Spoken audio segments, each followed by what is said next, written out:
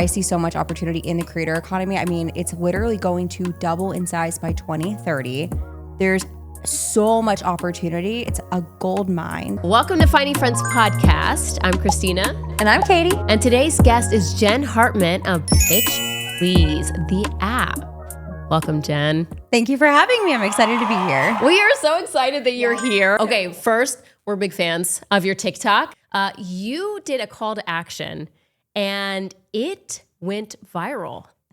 Tell us a little bit about that because I was part of that. Okay, so when I was launching the app, I wanted to find local creators to test it out and give me some feedback in real time. And so I figured with the way in which the TikTok algorithm works, if I just put up a video, maybe 5 or 10 influencers in the area would respond and say like, hey, let's go to dinner. No, I had 400 creators reach out in the area. I didn't know we had 400 creators in the area. And you just specifically said Louisville. I said Louisville. And TikTok went, let me provide. And so I got a ton of creators.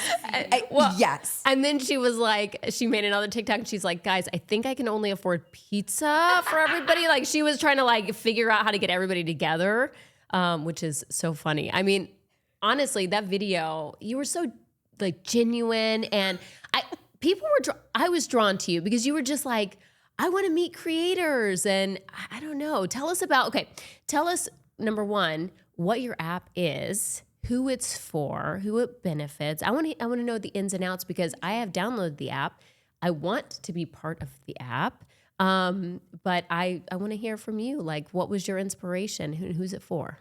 So Pitch Please is an app that helps content creators and influencers instantly find and pitch their favorite brands.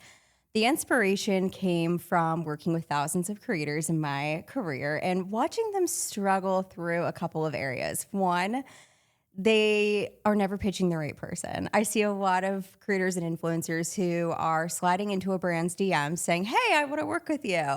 And you have no idea who is reading that. Let me tell you, half the time the agency who is not responsible for influencer marketing is reading it and they're deleting it or they're just leaving it on read. Yeah. Sorry for that news. Yep. Or it's, who knows, it could be like the marketing director. It could be the intern. It could be the owner's daughter. Yeah. You never know. Not the yes person. Yeah, not the decision maker. Right. Or they're emailing a brand and the brand is info@brandname.com. And that's just a graveyard of emails. So you don't really want to send your pitch there. Number 2, I love my influencers so much, but they're not publicists and they're not salespeople. So they have a hard time pitching themselves in a way that catches people's attention. And on top of it, this process of pitching is so time consuming. When I was doing market research, influencers were telling me they were spending hours pitching every single week. And I was like, you didn't get into content creation to spend your time trying to sell yourself. Like you're not a salesperson. Right. You don't like doing this. This is probably your least favorite part of the job. And so my app speeds up that process. And so instead of taking 10 minutes to pitch a single brand, you're doing it in seconds. Right. So that's where that came from. Handle that. Yes, exactly. Right. It's been quite the process though. 0 out of 10 recommend ever creating an app. It is not fun and it is not cheap and there's problem after problem after problem. I'm sure you've seen some of my videos, but we went live on the App Store last week and it's like, oh, a third of our app isn't even working. Like one core feature is the fact that you can sync it up with your email and pitch directly in the app. Yeah, that feature wasn't working for Gmail users. So it was just like decorative, which was super cute. The other problem when we went live is people couldn't even create accounts. They were like, so we're trying to create an account and a code supposedly is being sent to my email, but I'm not getting the code. And I'm texting my developers and I'm like, where's this code? Where is it going? But you know what I love about that? I love how genuine you are and how open you are about the problems. And I'm not just like sugarcoat. Like, no, I love founders who are not just saying, oh my gosh, this happens overnight and this is gold and this is perfect and whatever. It makes me trust you even more when you can actually admit what the problems are and be like, let's work together, like, work with me. I promise it's going to be good. And I love that. Yeah. I think that's what entrepreneurship is about, is just being genuine, real and authentic and admitting when there is a problem. And I think in the long run, that's going to pay off for you because people are going to be, they're going to be just attracted to you and what you have done for everybody. Like you're on their side, you are fighting for them. You know, this is not just an app. And obviously you're going through a lot of hardships with it. Well, I'm sure people like to know like that they're not in the dark. She's keeping it real. Like this is new. I appreciate you standing with me. We're going to figure it out. Just keep it open. Well, and let's be real. No entrepreneur out there has had a straight beeline to success without any problems. Well, yeah, 100%. And that is, I mean, I don't know. I admire you for being real with everybody. And you are real. Like you're like walking down you have a dog. I know. I want to pet your dog so bad. What's your dog's name? His name is Bruin, and he's a Bernese Mountain Dog. He's so beautiful. And you're like walking your dog, like talking about the app. He looks like the kind from the cartoons when I was growing up that had the barrel. Like, oh, yeah. Yeah. I'm like, oh, open up the barrel on his neck. What's in there? I always wanted to know. What's in the barrel? We need to get a barrel. Oh my gosh. Well, I mean, okay, so this app, you talk a lot on your TikTok about finding, pitching to investors. Investors. I know as a founder, that is a core to anybody's business. That seems intimidating. How do you do it? Like, I know there's like investor words, right? Like safe, seed money, like all the things. Like, how did you learn that? And are you learning it? And tell us about your journey with finding investors. Yeah. Okay. So I have 2 other businesses that I bootstrapped. And so this is the first time that I'm trying to raise capital. And let me tell you, begging strangers for money is the weirdest thing. Like it is so strange. I've been at it for like 7 or 8 weeks at this point. It feels weird to ask people for money. If you want to sponsor this podcast, let us know. Okay. Yeah. I get that. Yeah. Yeah. So it's definitely been a journey. And like we were talking about before we even started the podcast, I have gotten some really interesting questions as a female founder. Like what? Tell us. Like, when are you having kids? How many kids? What are you going to do with the business when you have kids? Whoa, wait. These are coming from male investors? Male investors, believe it or not. How dare they? What does that have to do with your business? Distractions. It's anything that could possibly distract you from the business is a reason not to invest. Yes, but aren't there fathers that own businesses? I don't know. Aren't there husbands that own businesses? Do they not have distractions? I guess not. Let's think about this for a second. Men don't have distractions, actually. They don't exist. They don't exist for men. Katie knows my thoughts on this. So when that happens, how do you respond? I'm guessing she's real. Because I think I would just walk out the door. I will say I am a bit more professional when I talk to investors because I'm like, I want money. I need money. Right. SOS. Right. And so those questions always seem to catch me off guard because they're so personal. Yeah. And I will say something like, that's a great question. I'm curious. Why are you asking? That's a good comeback. Or, hey, that's a great question. I actually don't plan on having kids. And part of me, I'm really sassy. Fun fact about me, I'm from the North. And so like, I'm sassy, I'm a straight shooter. I'm sarcastic as hell. I can't be like that to investors, but in my head, I'm like, I should just be like, well, I can't have kids. But you feel bad now? Maybe you should. Yeah, maybe I should start being a little sassier. Honestly, like, you know, if they're going to ask you those questions anyway, they're probably not for you. So be as sassy as you want. Yeah. I mean, in the corporate world, that wouldn't fly because it's illegal. Yeah. But I wonder if he can beep out words on this podcast. This is our first podcast, and I'm just like, this is... It drives me up the wall because you are a smart female entrepreneur. You don't want kids. Maybe you can't have kids. Mm-hmm. That is none of their business. Exactly. Right? Exactly. That is, And again, I get why they're asking, but I'm like, ooh, there's a different way to ask if I have any distractions in my life. men have distractions all the time. Yeah. Do they like golfing? Is that a distraction? Exactly. And the other thing that I thought would work in my favor that has not worked in my favor is the fact that I am a successful second-time founder. My first business, thriving, doing really well. I have a great PR agency. We've worked with hundreds of clients. I have 9 team members, right? Like, it's great. And so I thought I could leverage that to raise money for this business. And it's been used against me in almost every single conversation I've had. What does that mean, used against you? It means, oh, I'm distracted. There's other things going on that are going to take away from me focusing on building this business. So men don't have multiple businesses, do they?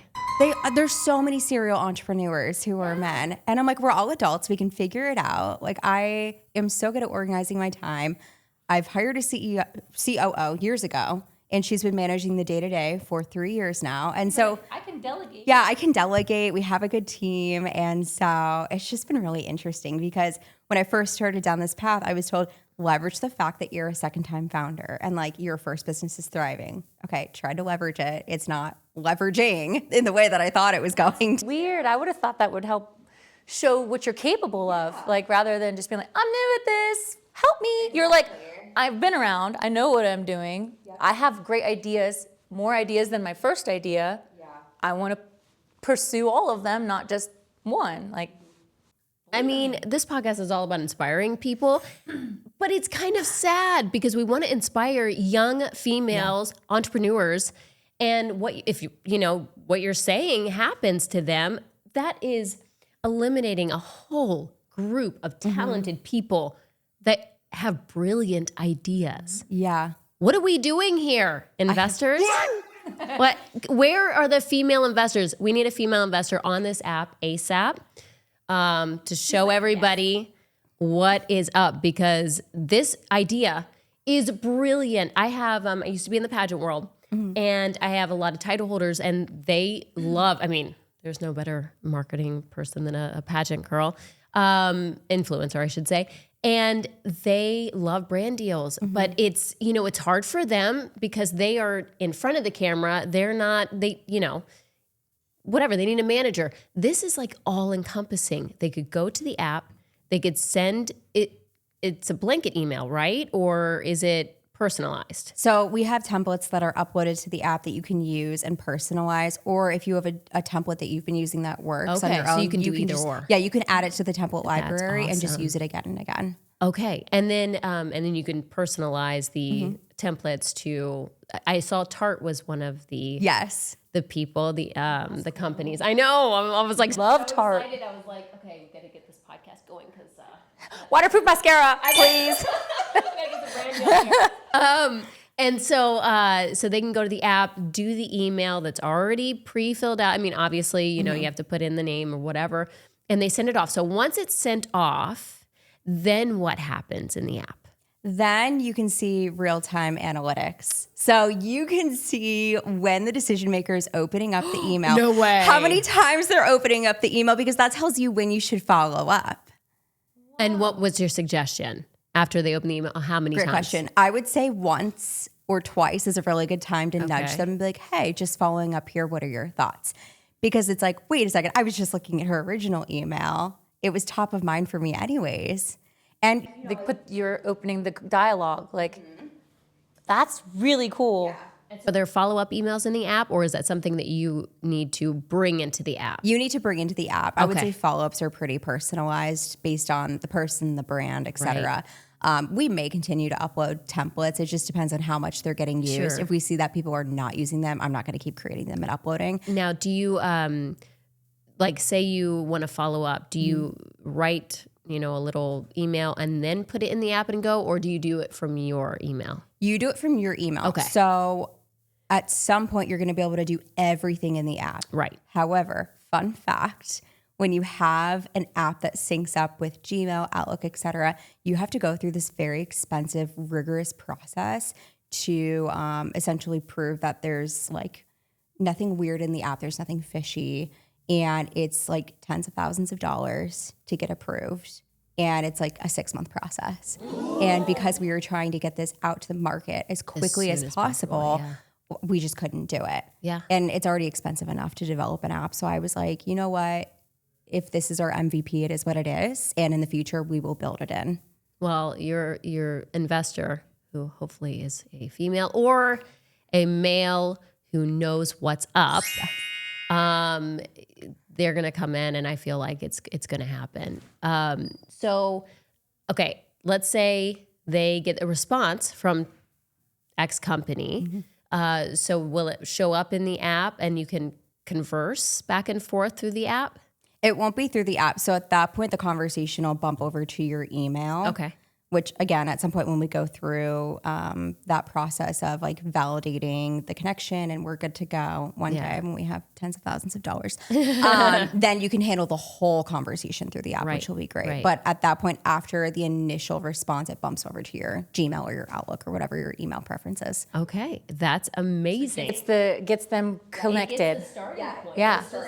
And then in that point, then it's on them to take it further. But I can see this app growing. It is. We have big plans.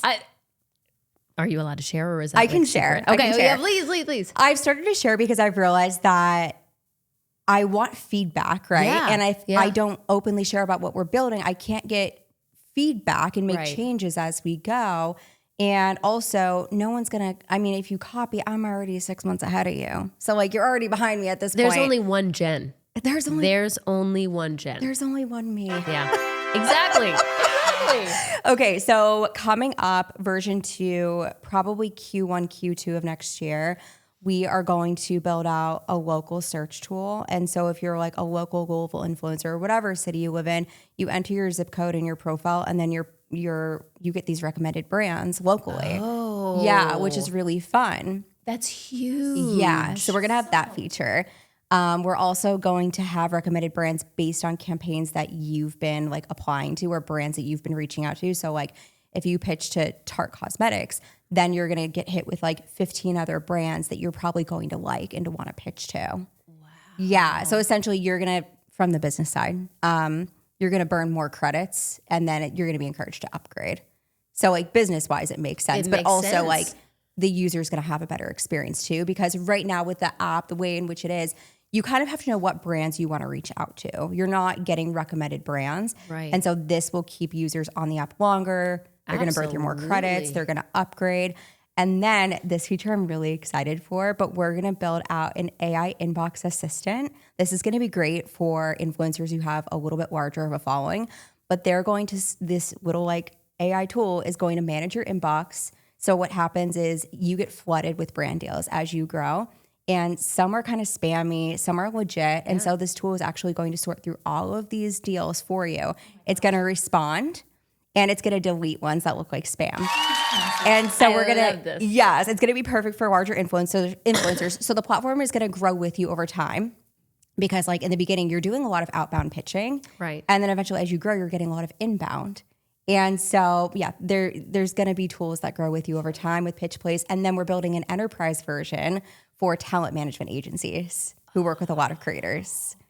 This is so cool. You've like pulled out the middleman with so many things. Like you're like, let me just have you have one place to come, and we'll start you out and let you go. Like, but you know what I love? I love the local aspect of it. So it's not just a nationwide Tarte Cosmetics. It's like your boutique down the road that might need models that, you know, and wants to grow organically that way. Yep. Like it's helping I wouldn't say the little guys, but you know, the local people that want to keep it local. And that is incredible, because I mean, you've already proven that there are so many influencers in Louisville already. But I bet you the boutique down the street doesn't know a third of them. Exactly. And they're willing to work. Yep. And there's so many brands here, I mean, in any city that need UGC content. Yes. They need creators to come in and create content. Absolutely. And if they're getting these inbound creators saying, hey, I love your brand, so like let me come out and create content for you. Here's what I charge. That would even save the business owner so much time. So much money and time and That is. Let me just go to the app to find the right people to do the advertising for us. I'm curious, like, how you even came up with it. Yeah, how did you come up with that? Okay, so we're going to backtrack to last summer. I had a really great business buying experience. I mentioned I have other businesses. So I founded Neat 6 years ago, my agency, and that's been going well. And then I really wanted to buy another business. And so 2 years ago, I started the process of looking at other agencies. I wanted to make a strategic acquisition. So I was looking at creative agencies. I was looking at other marketing agencies and wasn't really finding anything I really liked, and happened to stumble across this photography studio that was about to close in downtown Louisville. And so I approached the owners and I was like, don't close, let me just like buy the business from you. And they were like, okay, sure. And so from that initial conversation of me asking to buy the business to closing the deal, it was 8 weeks. It moved so fast. Wow. And so I had a really great acquisition experience. It went so smoothly. It was beautiful. Made my money back in 3 months from that deal, which was great. Yeah, it was really exciting for me. And so after that point, I was like, well, I'm never starting a business from scratch again. Never. Because it's so hard to start from scratch. Right. And you don't really know if things are going to work out. But when you buy a business, you get to look at their numbers and you kind of have an idea of whether or not it's going to be profitable. Yeah. And so I was like, I'm never starting from scratch again. I'm just going to keep buying businesses because I had such a good experience. And then went into this year and I actually saw some of my team members struggling because we had some influencer clients who we were reaching out to brands on their behalf words are hard. And they were like, wow, this is so time consuming. And I was like, there's got to be a tool out there that does this for influencers. There wasn't. No. There was one other tool on the market. It was a platform, not an app. And I actually created an account. And unfortunately, the contacts were like the Scrum Master, the CEO of Lululemon. And it's like, these people are not responsible for influencer campaigns. Like, you should be reaching out to the influencer marketing coordinator or manager at a larger brand. And I was like, gosh dang it, instead of buying it, I'm going to have to build it. And so, It's so cool, though, that you have insight from both sides. You know what it takes to build from the ground up. Yeah. And then you also know how lucrative and convenient it can be to take over another one. Like, So are you finding who the decision makers are, and are you reaching out to them and partnering, or how does that work? that's a good question. And actually, every investor asked me that question. Yeah. So we actually pull in this information from Rocket Reach, which is basically like it scrapes information on LinkedIn and the internet. So like I can pull a first name, an email address, your company, your position at the company, things like that. And so we use an API integration from Rocket Reach, and it just pulls in all this info. So brands don't have to opt in. People on the brand side do not have to opt in. We just scrape that information, which feels a bit weird, but there's a lot of platforms out there that do the same thing. Right. And so it makes it easier, because if we had to get an opt-in from the brands and opt-in from the influencers, I don't want a double-sided marketplace. Right. Yeah, a lot of people were like, oh, you're creating a marketplace. And I'm like, I don't want a marketplace. No, There's so many incredible influencer marketplaces out there. Mm-hmm. I don't want to compete in that arena. I'm good. So if somebody loses their job, say at Tarte Cosmetics, does it keep scraping to find the... Yes, good question. So as soon as they update their LinkedIn profile, then it won't be pulling in their contact anymore. Nice. Yeah, that's the other problem too, is if like they're not updating their LinkedIn, it might pull in a bad contact. Sure. But the cool thing is when you go to search for a brand, it'll pull up multiple contacts who might be a decision maker. So you'll get like, at a large brand, it might be influencer marketing director, influencer marketing manager, influencer marketing coordinator, social media specialist. Like, you'll get multiple people to contact. Okay. And can you all contact them all at once, or do you have to do one at a time? You could you could contact all of them if you want to. Yeah, I mean, that's what I would do. If you want to sponsor the podcast, let me know.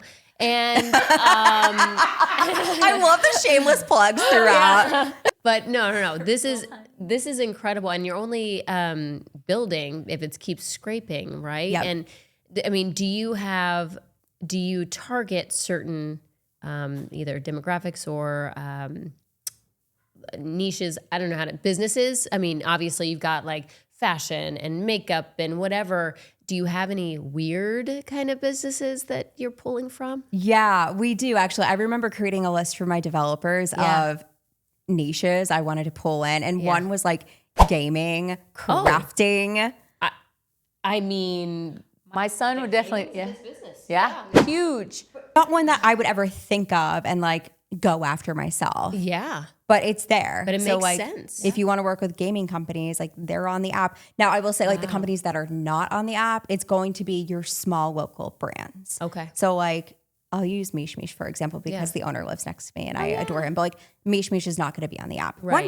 One day it'll be on the app when we like make all these updates. But For food influencers, right? I know, for the foodies. The foodies. I mean, why aren't they on the app? I think they should be. Coming soon. Truly, I think. I mean, I don't know if they're on LinkedIn because that's the problem, right? Or if they're pulling from Rocket Reach, what about the people that aren't on there? Exactly. I don't know what happens if they're not on LinkedIn because I have pulled contacts that aren't from LinkedIn. So I think there's another source that they're pulling from. Yeah. Yeah. Because I know that a lot of mom and pop, food places here They're not on it. They're not on it. So Yeah. no, that would be interesting. And maybe there's a place on the website where they could come and just put their information in as a business that wants that. Yeah, that's actually a really good idea. We're working on updating our website. And good. so I think we're going to have to add a tab like for brand. If you're a brand and you happen to land on our website, here's how you can get into the app. Well, word of mouth is spreading because every time I said, hey, we're going to have Jen from Pitch Please on the show, they're like, we know her. We know the app. Like every person. There wasn't one person that was like, who? No, like your word of mouth. So I think you should have something on the website because it's happening. Like the snowball is happening. That makes me so happy. Thank you for making my day. Oh my God, you're a local celebrity. I mean, you're going to be a national celebrity soon, and you're on our show. If you want to sponsor the show, let me know. And I mean, this is. I'm so thrilled that you're on this show. It's you have the it factor. A lot of entrepreneurs, they'll go out and they're afraid to be genuine, right? And that stops them from a lot of opportunities. And you're not. You're out with your Bernese Mountain Dog, just living your life and being genuine. I think that's huge. I think that is huge. I don't know how else to be. Just from watching your videos, and then whenever you walked in the door, I honestly felt like I was like, I know her. Yeah. Like, it was a weird feeling because I guess I've never really met anybody that I watched their videos of. It was a weird moment for me because I was like, I feel like I know her, but she's never met me and she knows nothing about me, but I feel like I want to hug her because I love her already. Like, That's honestly, like when you walked in, I was like, oh, she looks exactly like she does in the videos. Well, thank you for saying that. I appreciate it. I never want people to meet me in real life and be like, oh, she looks different, she sounds different, she acts different than how she is online. Exactly the same. Yeah. The only thing I get is, oh, I thought you'd be taller. Like people somehow You got your think, shoes on. yeah, people think I'm like 5'10", 5'11", and I'm like, I'm 5 feet tall on like a good day. Are My you very 5 best feet days. tall? That's why I wear these puppies. Okay. Yeah. Okay. I'm short. Yeah. I 5'2". I'm taller than you. Oh my gosh. Wow. One of the things that I have a question on is how did you decide on your logo? Because it's very bold and in your face, and I love the name. Yeah. I mean, like, I hear different voices when I say it because sometimes I'm like, pitch please, but then sometimes I'm like, pitch please. Like, there's pitch me some ideas, please, or pitch please. Show me where to get that good tart stuff. You know what I mean? Like, I hear different things when I hear it. That's so funny. Yes. Yeah, so definitely a spinoff on Bitch Please. Yeah, and course. so it's funny that you hear different things when you say it. The thought process behind the branding. So I'm actually not good with branding. So I had my designer at Neat create the branding, and she was like, tell me about the brand. Like, is she bold? Is she sassy? Is she smart? Is she witty? And so I was giving her some of these like descriptions of what I'm thinking of Pitch Please.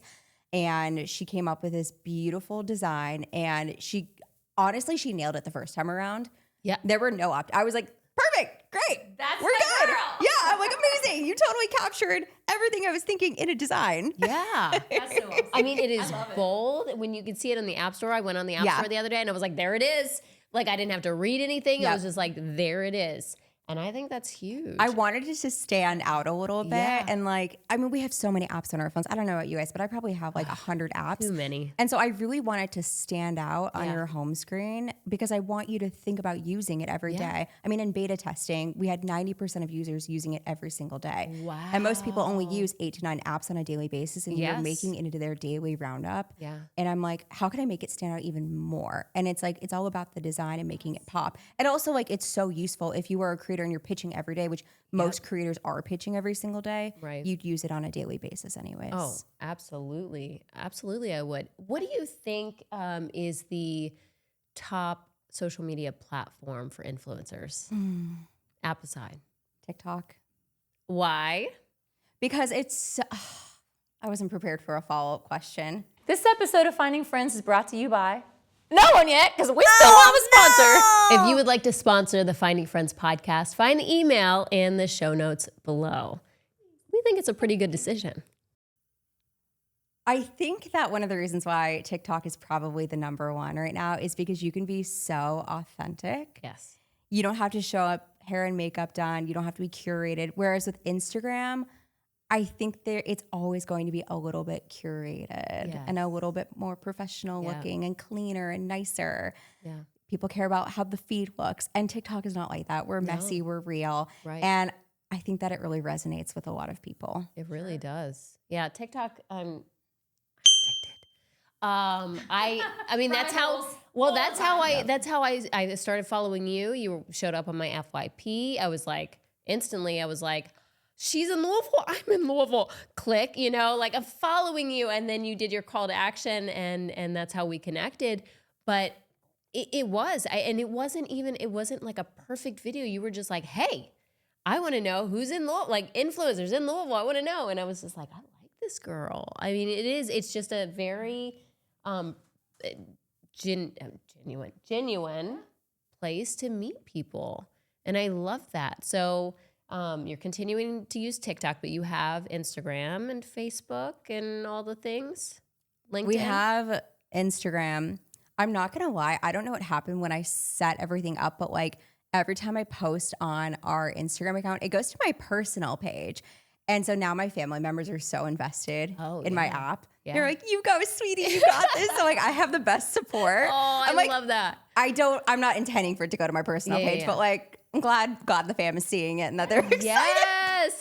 But I do have LinkedIn. I am all over LinkedIn. Yeah. I've been using LinkedIn since I was like 20. Have you? So over a decade at this point. I still haven't gotten the hang of it. I love it. I don't get it. It's definitely more professional. Yeah. But it's probably why. I feel like I do the same thing. Like I write how I talk. Yeah. And so I do really well on LinkedIn. For my agency, actually, we get a lot of our clients from my LinkedIn. Really? Yeah. I have a good audience on there. So when you say you write like you talk, I mean, do you do like daily, almost like blogs, or like what do you do on there that attract? I'll do like a couple of posts a week. So like right now I've been talking a lot about fundraising. So yesterday I made a post about how we gained 100 users in our first 5 days of launch, which is super exciting. That was like the highlight. And I'm like, the low light was I went to an investor pitch with bird poop on me. And I saw that one. And then a third of our app wasn't working. And then like this happened. And it was like all the all the stuff that like actually went wrong. Because like, let's be real, there's so few things that go right when you're launching a business. And I've gotten so many messages from people who are like, thank you for sharing how it really happens. And I'm like, you're welcome. And I'm sure investors are going to look at that and be like, oh, this girl doesn't know what she's doing. But no, like, absolutely it's not. real at the end. But I would think that every single one of those investors has been where you're at now. And they know that like there's going to be hiccups. And having the ambition and the gumption to hit them head on, like that's what I feel like I would look for in somebody that I was considering investing in. Like somebody that's just going to be like, oh, darn, it doesn't work, I guess. You're like, no, I got this. Yeah, and you wake up and do it again. Okay, last two questions. First, who is your perfect investor? And second, where can people find you on social media, App Store, everything? Give me all the information. Okay, my perfect investor has money. That's a really good start. There's more.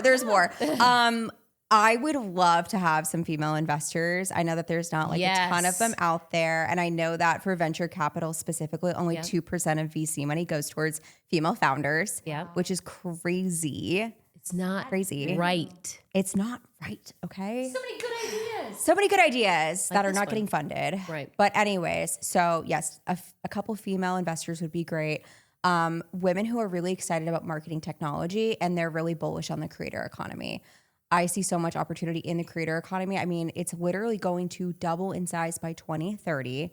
There's so much opportunity. It's a gold mine. So that is what my dream investor is like. They see opportunity in what I'm building and they believe in me and they want to give advice. Like, yes, I want to check. Money is great, but I'm a first-time tech founder and I'm not technical. Right? I don't code. I don't talk technical things. And so I really would love someone who is open to giving advice and making intros along the way. I love that.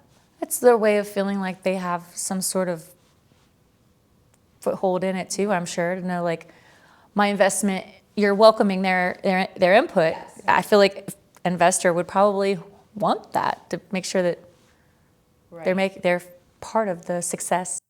Exactly. I would hope and so. who doesn't want to be part of something successful that we already know is going to be successful because you got people like us that are like, we need it quick. Like we need this in our life because it's hard. We are tired of emailing people that go nowhere. If you want to sponsor the podcast, let me know. And it's one of those things where everybody needs this, especially if you're an influencer, especially if you're starting out and you don't know where to go. Yeah. This is the place. And I'm going to die on this hill. So where can they find you on social media and in the App Store? Yep, you can find us on social. Our handle is Pitch Please App. I had to think about it for a second. I'm like, what is our handle? You've been saying it too much to I've the been saying it investors. so You're much. just like, oh gosh, what is I'm like, it? I don't know. And then we're in the App Store and we're on Google Play and you can try the app for free for 7 days. Perfect. Well, thank you so much for coming today. This was so much fun. Yeah. You're definitely our friend now. We hope you find friends in us. We can be friends. And that's good. Yes. Yes, we did it. We totally planned on doing a little Night at the Roxbury thing, like where we like bumped you back and forth. Then we thought, we don't know her that well yet, but it's going to happen someday. So thank you so much for coming on the show, and we love your idea. We're going to be your biggest cheerleaders, and hopefully one of your clients, because we need sponsors for this show. You are watching Finding Friends. Thank you so much for joining us. Until next time, let's make new friends.